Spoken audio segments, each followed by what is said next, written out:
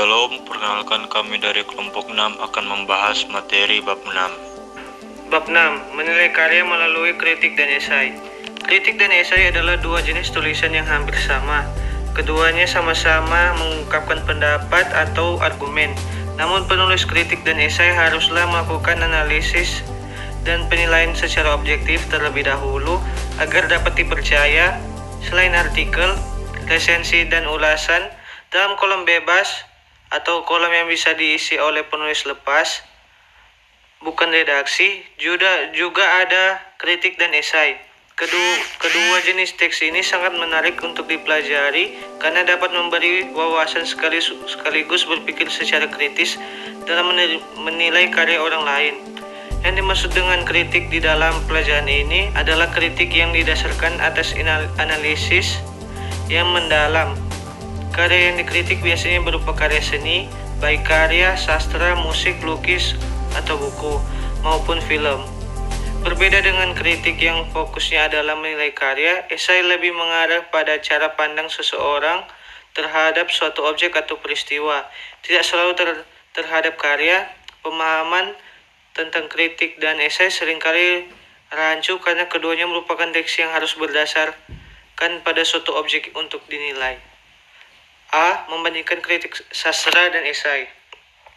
Membandingkan kritik dengan esai berdasarkan pengetahuan dan pandangan. Berdasarkan kajian pada pembelajaran sebelumnya, kamu dapat membuat perbandingan dengan melihat persamaan dan perbedaan di antara kritik dan esai. Persamaan dan perbedaan dapat dilihat berdasarkan pengetahuan yang ada dalam kritik dan esai serta sudut pandang yang diambil. Penulisnya dalam membahas objek kajian berdasarkan pengetahuan isi yang dikaji di dalamnya. Perbandingan kritik dan esai dapat dilihat sebagai berikut. Yang pertama, berdasarkan pengetahuan dan yang disampaikan. A. Satu objek kalian adalah karya, misalnya seni musik, sastra, tari, drama, film, atau pahat, dan lukis. 2. Deskripsi karya. Bila karya berwujud buku, deskripsi berupa sinopsis atau novel. Menunjukkan daftar objektif. Dan B. Esai. 1. Objektif kajian dapat berupa karya atau fenomena. 2. Tidak ada ringkasan atau sinopsis karya. 3. Selalu membutuhkan data. Selanjutnya, berdasarkan pandangan penulisnya. Pada bagian kritik yang pertama, penilaian terhadap karya dilakukan secara objektif, disertai data dan alasan yang logis. Yang kedua, dalam memberikan penilaian, seringkali menggunakan kajian teori yang sudah mapan. Yang ketiga, pembahasan terhadap karya secara utuh dan menyeluruh. Sedangkan pada bagian esai, kajian yang dilakukan secara subjektif menurut pendapat pribadi penulis esai. Yang kedua, jarang atau hampir tidak pernah mencantumkan kajian teori. Yang ketiga, objek atau fenomena yang dikaji tidak dibahas secara menyeluruh, tapi hanya pada hal yang menarik menurut pandangan penulisnya. Meskipun demikian, pembahasannya dilakukan secara utuh. Kita masuk pada bagian B, menyusun kritik dan esai. Yang pertama, menyusun kritik sastra. Dalam menyusun kritik, ada beberapa hal yang harus dipegang oleh kritikus atau penulis kritik. Prinsip-prinsip tersebut adalah sebagai berikut. Yang pertama, penulis kritik atau kritikus harus benar-benar membaca atau mengamati karya yang akan dikritik. Yang kedua, kritikus harus membekali diri dengan pengetahuan tentang karya yang akan dikritisi. Yang ketiga, kritikus harus mengumpulkan data-data penunjang dan alasan logis untuk mendukung penilaian yang diberikan. Yang keempat, kritik yang disampaikan tidak hanya mengungkap kelemahan, tetapi harus seimbang dengan kelebihannya. Yang kelima, jika diperlukan, kritikus menggunakan kajian teori yang relevan untuk mendukung penilaiannya. Yang kedua, menyusun pernyataan esai terhadap objek atau peristiwa. Berbeda dengan kritik yang menyajikan kelebihan dan kelemahan karya, esai membahas objek atau fenomena dari sudut pandang yang dianggap menarik oleh penulisnya. Hal yang dibahas terkadang bukan merupakan hal yang penting bagi orang lain, tapi kejelian penulis dalam memilih aspek yang acap kali diabaikan orang lain serta kemampuannya menyajikan dalam bahasa yang mengalir lancar membuat esai menjadi menarik. Saya menganalisis sistematika dan kebahasaan. 1. Mengenai sistematika kritik sastra dan esai. Teks kritik dan esai berdasarkan fungsinya dapat dimasukkan dalam genre teks eksposisi. Benar, teks eksposisi digunakan untuk menyampaikan pendapat. Sistematika teks kritik dan esai dapat dilihat dari struktur teksnya. Struktur teks kritik dan esai sama dengan struktur teks eksposisi, yaitu pernyataan pendapat atau tesis, argumen, dan penegasan ulang. Dalam teks kritik, pendapat atau tesis yang disampaikan adalah hasil penilaian terhadap sebuah karya. Argumen yang disajikan berupa data-data objektif dalam karya serta alasan yang logis. Penegasan ulang dalam kritik dapat berupa ringkasan atau pengulangan kembali tesis dalam kalimat yang berbeda. Perhatikan hasil analisis sistematika kritik capaian eksperimen novel Lelaki Harimau berikut ini. Perhatikan hasil analisis sistematika kritik capaian eksperimen novel Lelaki Harimau berikut ini. Di sini kita melihat sistematika novel Lelaki Harimau ini terbagi atas 3, yaitu pernyataan pendapat, argumen, dan penegasan ulang. Pada pernyataan pendapat, contoh pernyataan pendapat pada kutipan teks berikut ini adalah sebuah novel yang juga masih memendam semangat eksperimen. Berbeda dengan Cantik Itu Luka yang mengandalkan kekuatan narasi yang seperti lepas kendali dan deras menerjang apa saja, Lelaki Harimau memperlihatkan penguasaan diri narator yang dingin terkendali, penuh pertimbangan dan kehati-hatian. Selanjutnya pada argumen pada kutipan teks tersebut adalah yang pertama, di sana ada semacam kompromi antara semangat eksperimen dengan hasratnya untuk tidak terlalu memberi beban berat bagi pembaca. Rangkaian kalimat panjang yang melelahkan itu diolah dalam kemasan yang lain sebagai alat untuk membangun peristiwa. Yang kedua, secara tematik, Lelaki Harimau tidaklah mengusung tema besar, pemikiran filsafat atau fakta historis. Ia berkisah tentang kehidupan masyarakat di sebuah desa kecil. Yang ketiga, pencerita seperti sengaja tidak membiarkan dirinya berdiri terpaku pada satu titik. Ia menyoroti satu tokoh, kemudian secara perlahan beralih ke tokoh lain. Yang keempat, meski begitu, Lelaki Harimau dilihat dari sudut itu tetap saja menghadirkan kekasannya sendiri. Selain pola alur yang demikian, Eka menggunakan kalimat-kalimat itu sebagai pintu masuk menghadirkan rangkaian peristiwa. Yang kelima, hal lain yang juga ditampilkan Eka pada novel ini menyangkut cara bertuturnya yang agak janggal, tapi benar secara sistematis. Ia banyak menghadirkan metafora yang terasa agak aneh, tetapi tidak menyalahi makna semantisnya.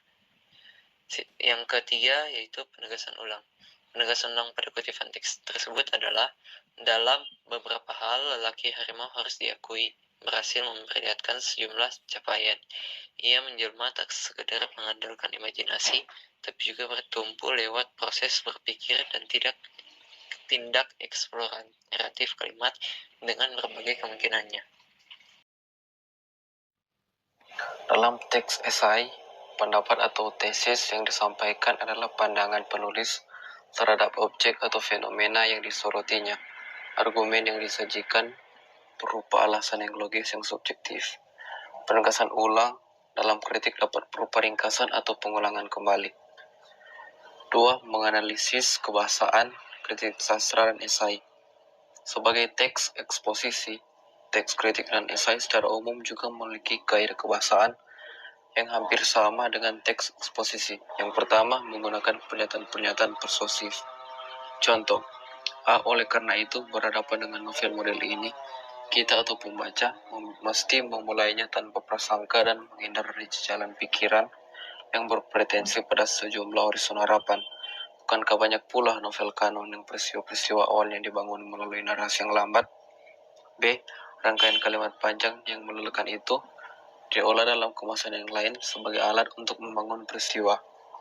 Wujudlah rangkaian peristiwa dalam kalimat-kalimat yang tidak menjalar jauh berkepanjangan kesana kemari, tapi cukup dengan penghadiran 2-4 peristiwa berikut berbagai macam latarnya. Yang kedua, menggunakan pernyataan yang menyatakan fakta untuk mendukung atau membuktikan kebenaran argumentasi penulis atau penuturnya. Mungkin pula diperkuat oleh pendapat ahli yang dikutipnya ataupun pernyataan-pernyataan pendukung lainnya yang bersifat menguatkan. Dalam contoh di atas, kutipan tampak pada Ikrar Sumpah Pemuda. Yang ketiga, menggunakan pernyataan atau ungkapan yang bersifat menilai atau mengomentari. Pemanfaatan atau lebih tepat eksplorasi setiap kata dan kalimat tampak begitu cermat dalam usahanya merangkai setiap peristiwa. Eka seperti hendak menunjukkan dirinya sebagai eksperimental yang sukses bukan lantaran faktor kebetulan.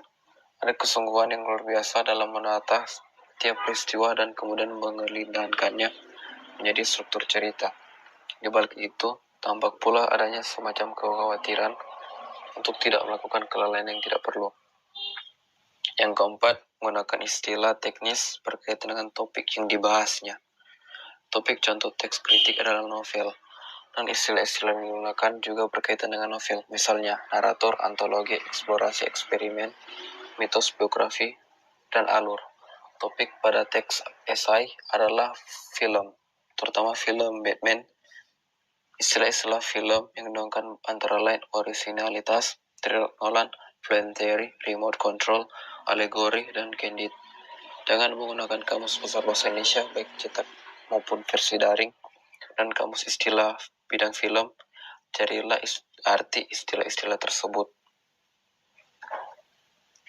Yang kelima, menggunakan kata kerja mental.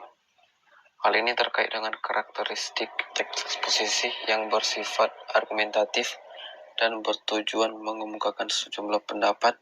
Kata kerja yang dimaksud antara lain memendam, mengandalkan, mengidentifikasi, mengingatkan, menegaskan, dan menentukan. Contoh A. Sebuah novel yang juga masih memendam semangat eksperimen. B. Dengan hanya mengenalkan sebuah alinea dan 21 kalimat, Eka bercerita tentang sebuah tragedi pembantaian yang terjadi di negeri anta berantah, Halimunda. C. Kadangkala muncul di sana-sini pola kalimat yang mengingatkan kita pada style penulis Melayu Tionghoa. D. Tiap kali kita memang bisa mengidentifikasinya dari sebuah topeng kelelawar yang itu-itu juga. Sebab itu Batman bisa bercerita tentang asal mula atau asal mula dalam posisinya yang bisa diabaikan. Wujud yang pertama tak menentukan sah atau tidaknya. Wujud yang kedua dan terakhir. F. Yang ada adalah simulacrum, yang masing-masing justru menegaskan yang beda dan yang banyak dari dan ke dalam dirinya. Dan tiap aktualisasi punya harkat yang singular, tak bisa dibandingkan. Selain mengikuti kaidah kebahasaan teks eksposisi secara umum, teks esai memiliki karakter khas, yaitu gaya bahasa berupa pilihan kata, struktur kalimat, dan gaya penulisannya merupakan hal yang berkaitan erat dengan penulis esai secara pribadi. Setiap penulis esai memiliki gaya bahasa yang khas yang membedakannya dengan penulis esai yang lain. Sebagai contoh, esai yang ditulis Gunawan Muhammad pasti berbeda dengan gaya bahasa esai yang ditulis oleh A.S. Laksana, Magdi Sumanto, dan Umar Khayyam.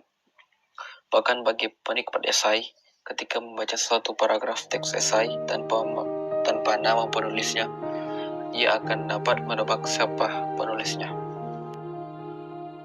Itu saja, sekian, terima kasih.